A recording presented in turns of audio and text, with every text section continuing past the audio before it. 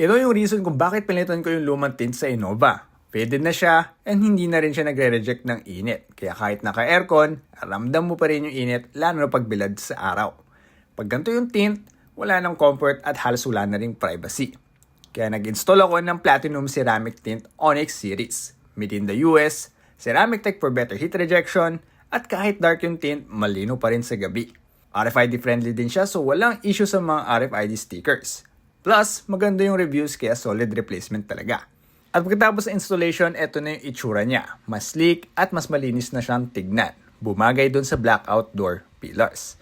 And of course, mas presko na sa loob dahil hindi mo na masyadong ramdam yung init mula sa labas at mas may privacy at security kasi hindi agad kita yung loob. At syempre sa gabi, hindi ka mahihirapan magmaneho kasi malino pa rin yung makikita mo kahit dark tint siya. So overall, I would highly recommend Platinum Ceramic Onyx Tint. Functional, comfort, and stylish.